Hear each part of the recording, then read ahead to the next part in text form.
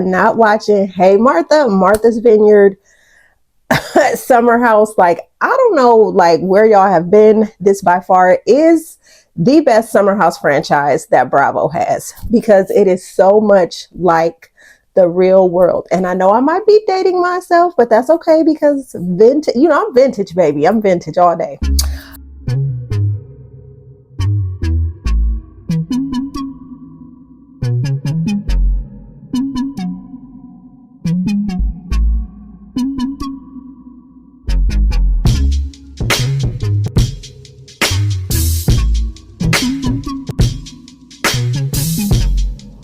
Hey, my good gossiping girlfriends. Yes, it is time for another episode of Nikki Loves Gossip.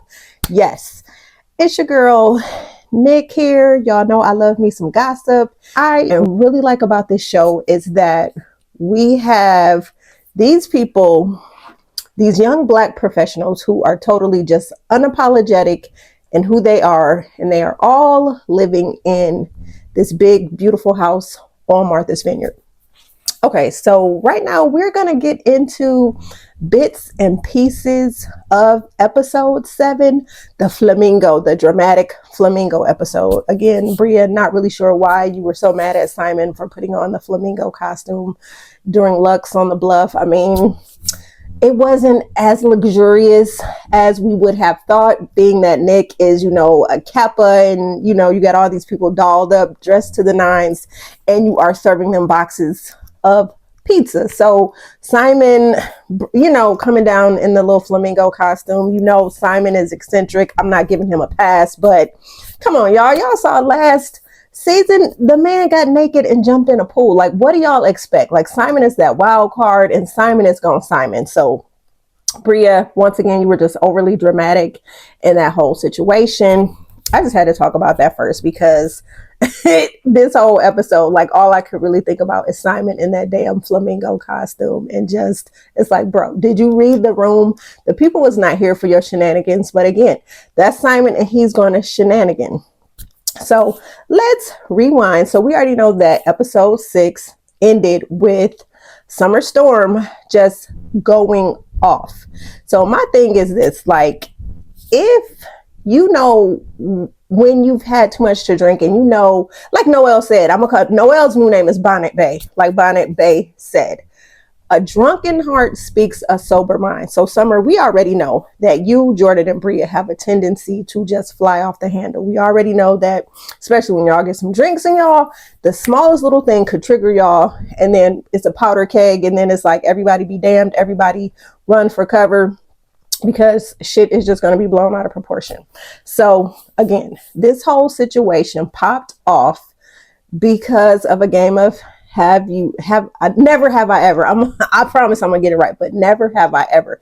That was just the culmination of whatever Summer had going on, bubbling up inside of her.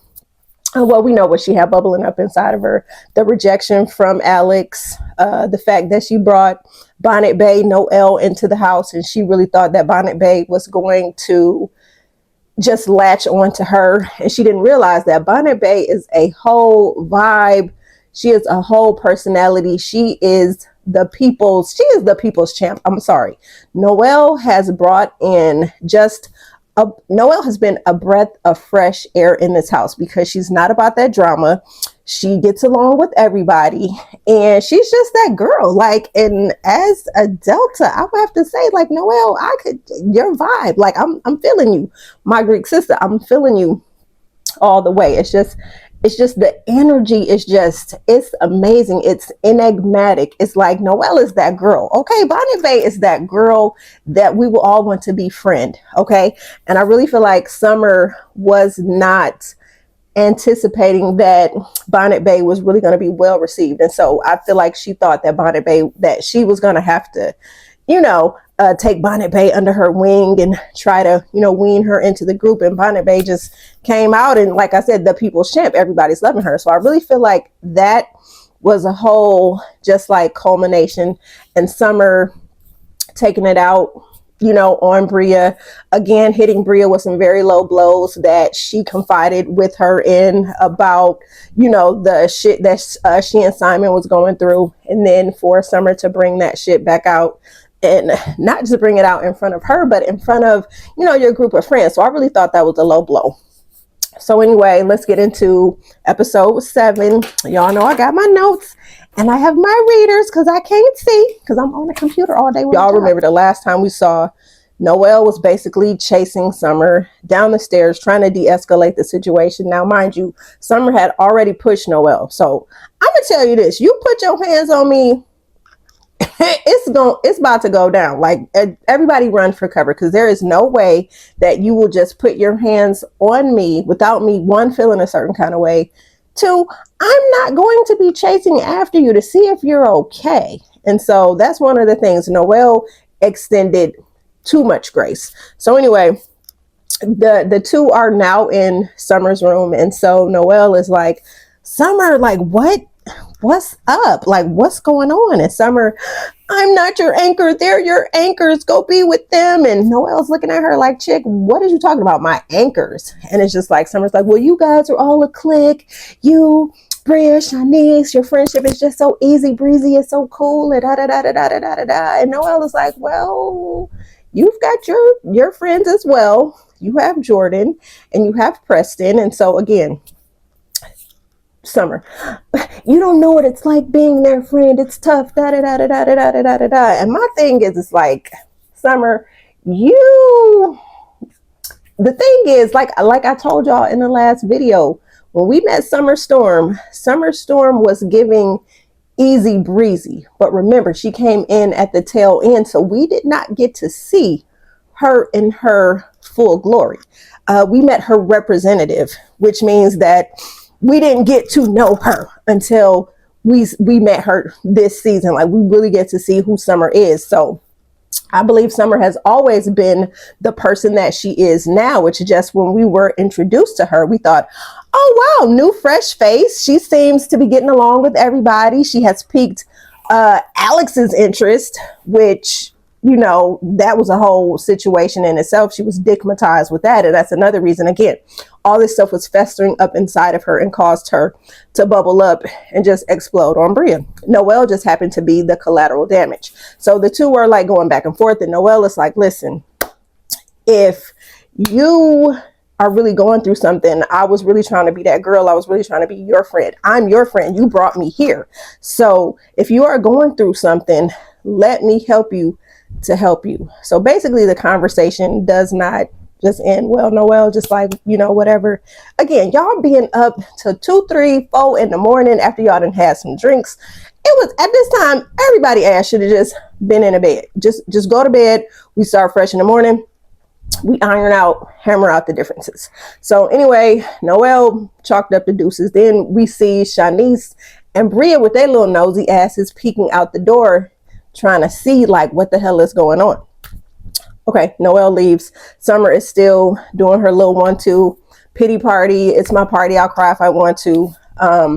Jordan and Jasmine come into the room. Summer has this big, again, dramatic, pulling her suitcases like she's getting ready to leave. She doesn't want to be here, and she's just sobbing, da da da da da da da.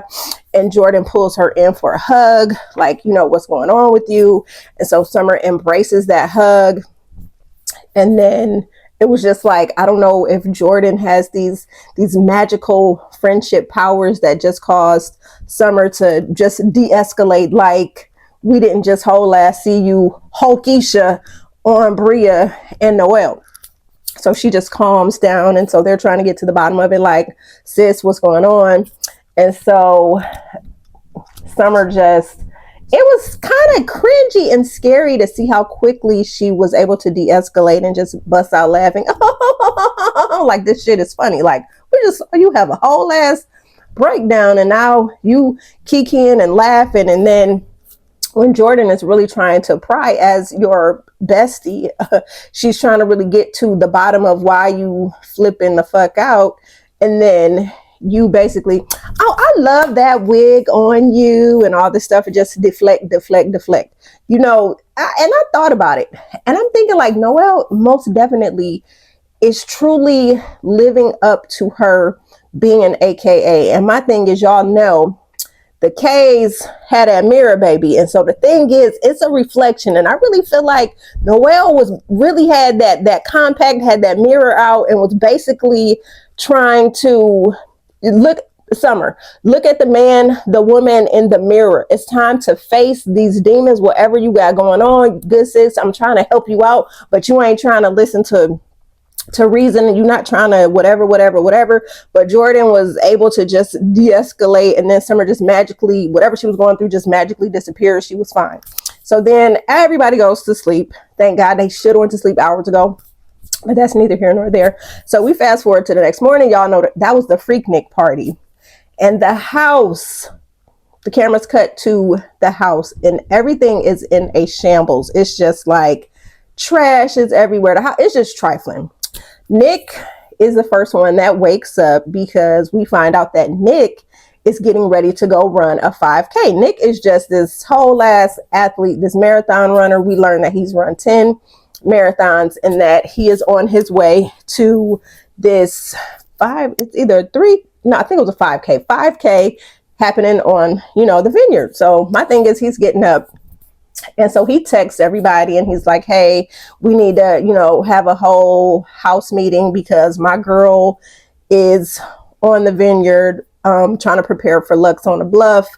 We got to talk about, we need a house meeting. Basically, like, we need to clean this house up before my people come because I don't want them coming into a trashy situation. And I get that.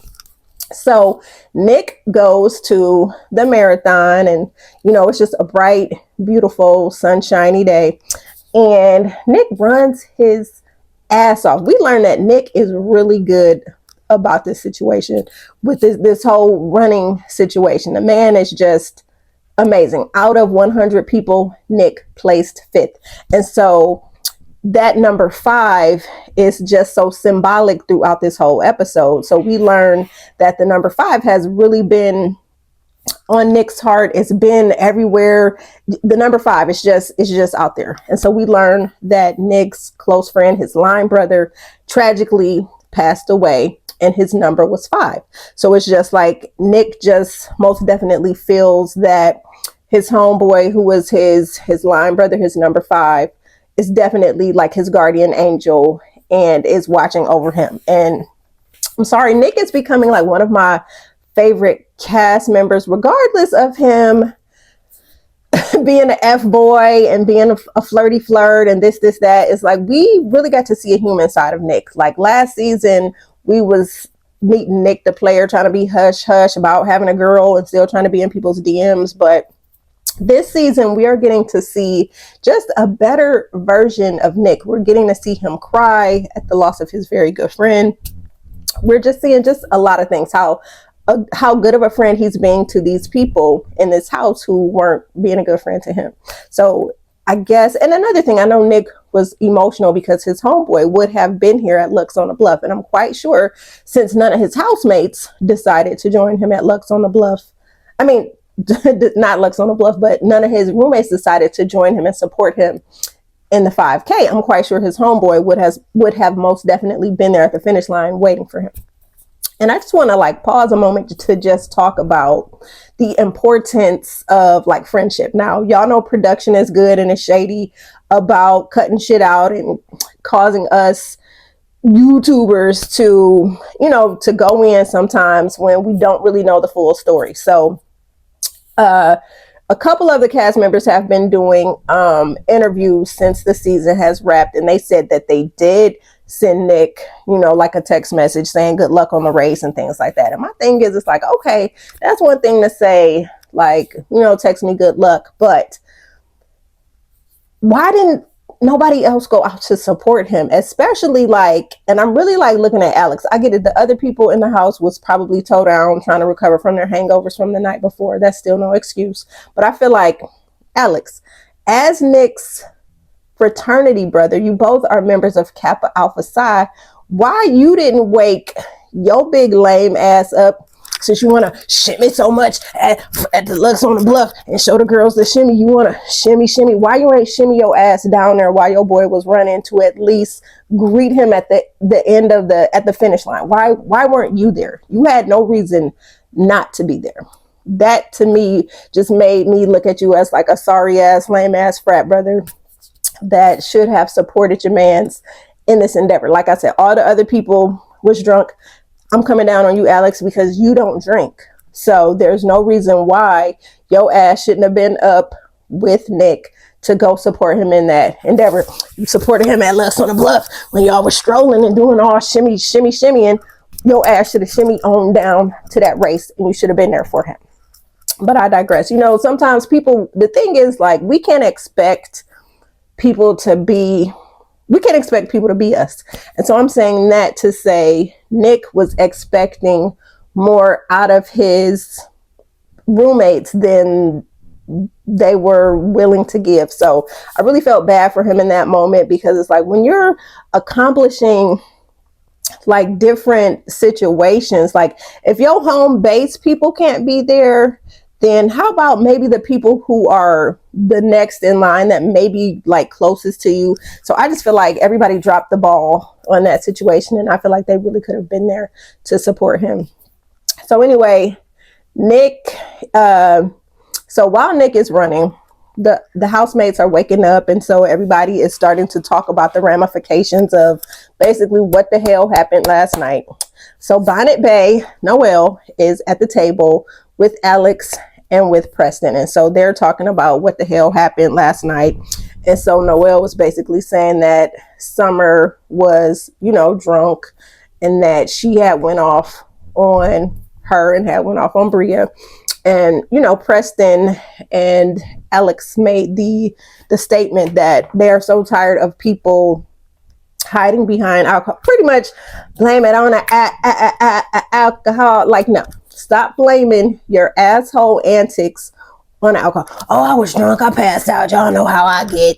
No, if you cannot handle drinking because you know it might make you too emotional, either cut back on the drinks or just cut it in general. Because if you know you're about to asshole antic and cause all types of drama, stop it.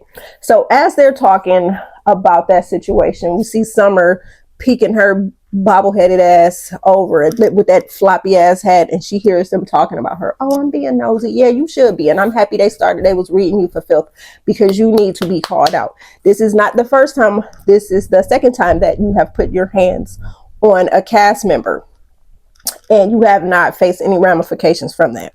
So they're talking about that. So I want to like just get over to, as they're talking about this Summer situation, Bria and her little crusty ass goes to Amir's anti-black white woman girlfriend, who already we seen when Nadine, yes, I know your name is Natalie, but you Nadine, you're gonna be Nastasia, Nasty Ashia, whoever. When you walked your ass into that house, you had already decided that this wasn't your vibe. And I get so tired of white people doing that. White women especially. Y'all cool, y'all want to date black men, but then you come around the culture, you come across a vibe, and then you just say, this is not my vibe. Like, what does that mean? Please explain to me what Nastasia, Nasty Ashley, what is your vibe? Because and I don't care, and y'all can in the comments can say, well, she's a minority, she's a Cuban, da da da da da da. Again, white women. Y'all already know that Cubans, especially women, the lighter Hispanic women who are Cuban, they don't blanca. No. They don't want to be associated with anything negra. Okay. Like, no, they don't want nothing to do with it. So my whole thing is, Natalie, you were very just nasty. You were standoffish. And for the umpteenth time, if Jordan wanted Amir, she would have gotten with him during the first season. If she wanted to stake that claim, he would be her man, and you would not even be here. We would not know who you are because they would be a couple, because I'm quite sure Amir, the moment he would have caught a whiff of whatever, no, it would have been like, we wouldn't have even known who you are. So the fact that you're one, still, you got a chip on your shoulder because he had a crush on Jordan, and the crush wasn't even reciprocal. They didn't even do anything. So you're feeling a way about a woman who has not given your man the time of day. So you feeling a ways about that. You're looking at Jordan all sideways. The other women in the house, you barely wanted to speak to. So my thing is, it's like, if this is not your vibe, why are you here? So I was just really angry with Bria for bringing this anti-black woman into the loop as to what was going on in the friend group. And my thing is, like, Bria, you lost all types of cool points. You never really had cool points with me in the first place because you're annoying as hell, and there's no reason why you should be on this show, because you don't bring anything except for your bratty behavior, and you escalate and you puff your chest up, and you're not about that life, because you're gonna meet the right one on your wrong day, and they are going to, you're going to be dragged. You're going to be dog walked. It's just going to happen because your attitude, your mouth, you're all bark, no bite. And you constantly, we've seen it.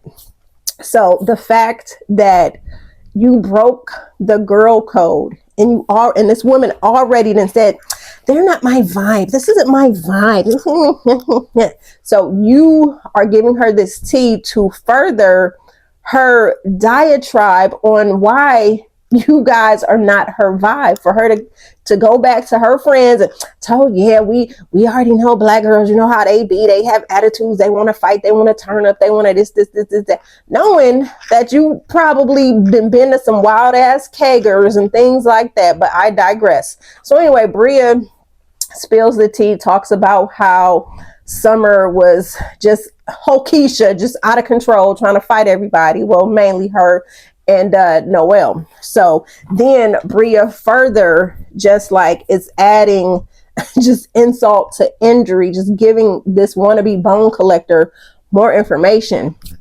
Oh, and she said that being friends with Jordan and Preston is so hard, and da da da da da da da da. And that's all Natalie needed, was to hear something negative about Jordan so she could carry them bones and start just sprinkling her shenanigans everywhere. So Noelle takes that tea. And so while Donald and Jordan are outside cleaning, Natasha, Amir's woman, is out at the pool cleaning. Donald, who is Preston's man, wants to know what happened last night. And Jordan is like, yeah, what really happened? Here she come with the bone. Oh, here's what happened. So, Bria, Shanice, Noelle, and Summer had got into it with Bria, and they was arguing, and she was talking about how she don't really like being y'all friends because it's too heavy. It's hard being y'all friend. And she was saying that she was jealous because Shanice and Bria and Noelle have a lighthearted friendship, and they're her anchors. And so she was just so she just spilling all this tea. And so Jordan is just like, so it's like Jordan is taking those bones, and so she's like, okay, and we already know that she's going to carry them back to Summer.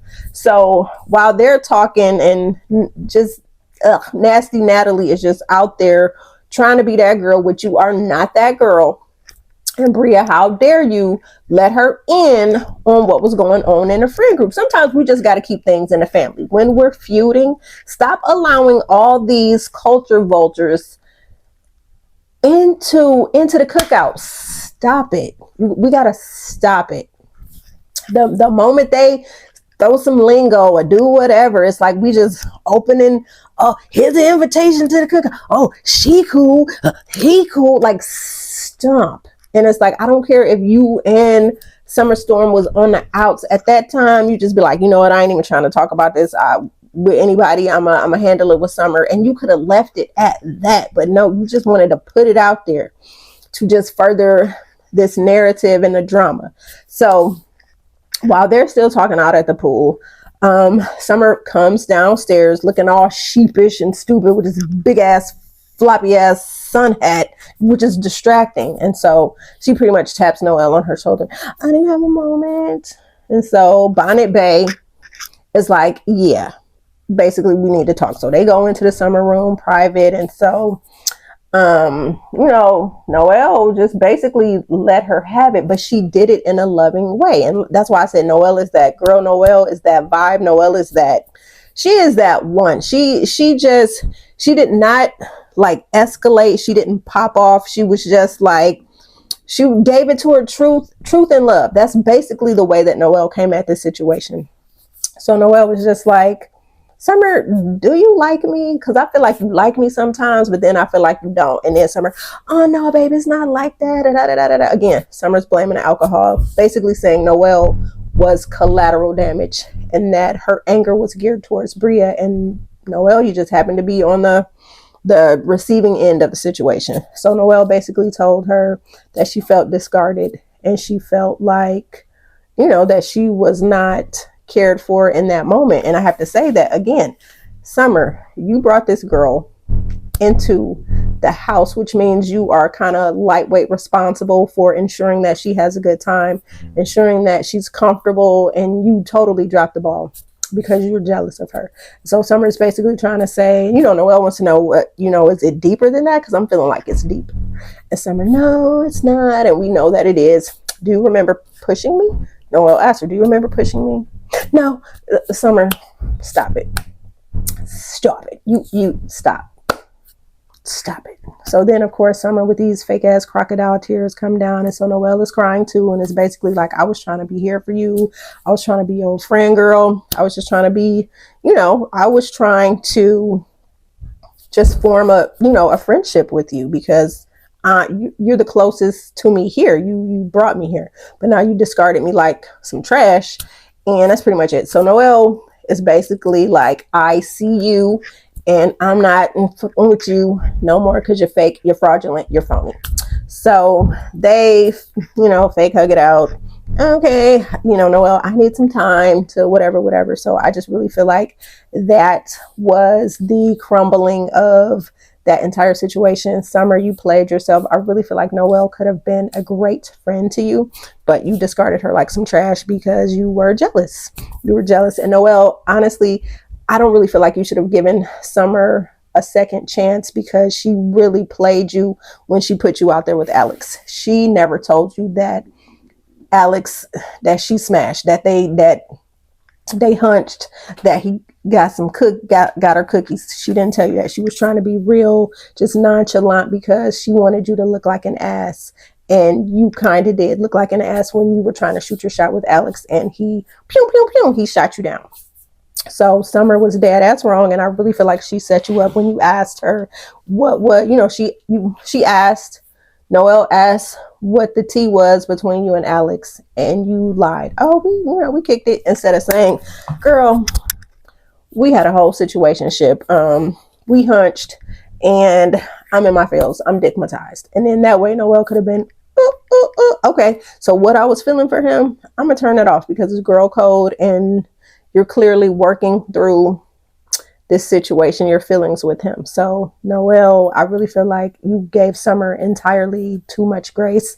And I think I'm going to do another video about that and how you got to look out for these faux friends because they be trying to set you up. They be saying that they your friends. And first of all, we got to stop calling everybody friend. Stop calling everybody sis. That's my sis. That's my girl. That's my this. That's my that. No.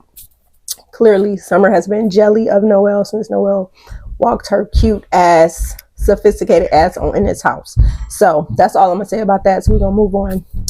Nick returns and he has flowers and he's so excited because Tasia, he finds out, is on the island. So he gets all his housemates together. He's basically like, listen, we need to clean this house and I need some help. Bria, I don't want to clean. I don't want to help. When I put my Briachella event together, nobody helped. Production showed that Bria, the lie detector test proved that was a lie because when you and that damn llama or camel or whatever the hell you had walking through the yard, Nick helped you, Alex helped you, Shanice helped you. So how dare you in your ratty tatty weave not want to reciprocate that favor? But anyway, Bria, we find out, is pissed off because Simon is pissed off because he doesn't get that much time to spend out on the vineyard. And my thing is like, Simon, you're not a part of the cast, so chill. So yeah, so Bria's basically saying, well, I'll clean the bathroom. Does she clean the bathroom? No. So again, she went into tizzy about that, bitching and complaining about that when she should have put that energy towards Simon and not towards Nick, who always ends up showing up for her in a clutch. But I digress. So yeah, so Nick gets all the all the roommates together, and it's basically telling them, hey, Jasmine, I need you to do flowers. Jordan, I need you on the turntable. Everybody else, this is what I need you to do. So then he lets it be known how disappointed he was that nobody reached out to him or sent a good luck text when he left out in the morning for his race. And all they could say is, oh, we received that. What do you mean you received that? That was y'all moment to be like, damn, Nick, you right. We totally dropped the ball. How can we make it up to you? And not just by helping with Lux on the bluff, but how can we make it up to you? Anyway, everybody gets dressed to the nines for this party and everybody's dressed up. But again, it's Lux on the bluff and you got 50 boxes of pizza. There's nothing luxurious about pizza. And I'm dressed in a suit and dressed in a cocktail dress. But I digress. Nonetheless, it went off pretty much without a hitch. We got a little history lesson about the Divine Nine, the Black fraternities and sororities. And I totally loved it because I am a member of the only sorority, Delta Sigma Theta Sorority Incorporated. So I really thought that tidbit of this episode was just, much needed, especially for people who might be thinking about throwing their hat in a ring and wanting to, pursue interest in any of these amazing fraternities and sororities that have definitely changed Black culture for the better. So I really thought that was great. And Nick gave a little history lesson on strolling and things like that, so it was pretty good. And he talked further about his line brother and how he died tragically, how he drowned, and it just hurt his heart because his boy was a great swimmer. So learning that he died that way kind of just it hit harder. And so Nick talked about his marathon journey and about the number 5 and how it's just been just appearing and how number 5 has just been everywhere he's been.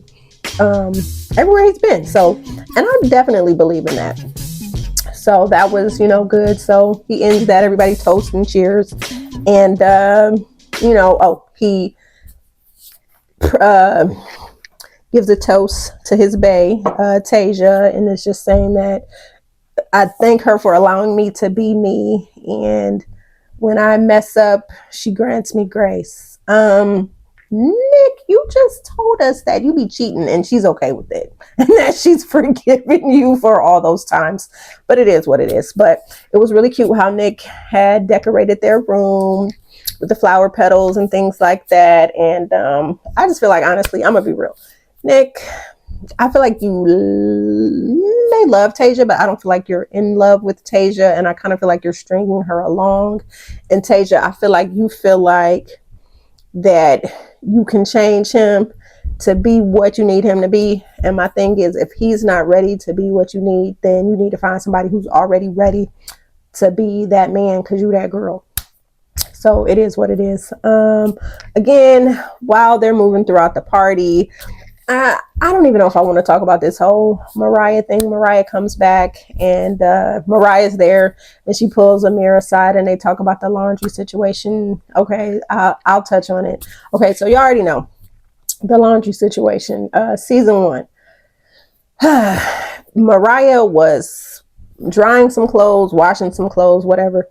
Amir put Milo, who is Bria's dog's towels, in with the laundry. And so Mariah had a whole ass fit because, well, understandably so, I would have too. But Mariah had an extra fit because she is allergic to dog hairs. So Bria and Mariah bump heads and go to blows. when Amir was the one who could have de-escalated this whole situation and could have said, oh, my bad, I'm the one that put them towels in there. Problem would have been solved. That would have been it. Amir never extended an apology. It's always been one of those, well, if you feel like, no, Negro, you were dead ass wrong for doing that. When the camera cut to you, you were standing there like you were the one that had done it. It takes 2 seconds to really give that woman an apology because, you know, it pretty much messed up her being a cast member on the show. But again, Mariah, you were the one that chose to knuck if you buck and push Bria, which you shouldn't have done. So Amir's stupidity did not have to snowball into the actions of you becoming physically assaulting Bria. So that shouldn't have happened. What else happened in this episode that I really want to get into? I mean, that's pretty much it. Like I said, the episode ends with everybody strolling, drinking. Oh, Summer decides to stay sober, which was great, which was much needed. So she hung out with Nick's cousin, who's also sober. So she had a sober night.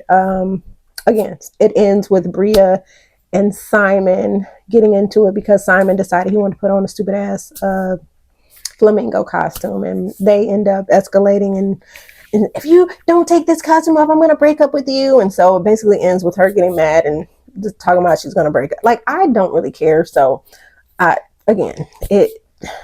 need y'all to talk y'all shit in these comments. Let me know how you feel about this episode. Again, I am going to do many deep dives about these different situations with the Summer and Noelle, with Summer totally being jealous of Noelle because she is that girl. I want to talk about just fake friendships. Like, why do we feel like we want people to be us? That means, like, if we have a big heart and we're always doing for others, we want them to reciprocate, but they don't give that same energy that we give. I want to talk more about that. Want to talk more about just Alex thinking that he's that guy and he isn't. More about Summer, Noelle, and just all of it. So make sure y'all talk y'all shit in these comments. Thank you for liking, for sharing, and subscribing so you can become part of the Good Gossiping Girlfriend tribe. And until next video, hold on. Your girl is out and about to be out in these streets on this Mother's Day weekend. So until next time, good Gossiping Girlfriends, it's your good Gossiping Girlfriend Nick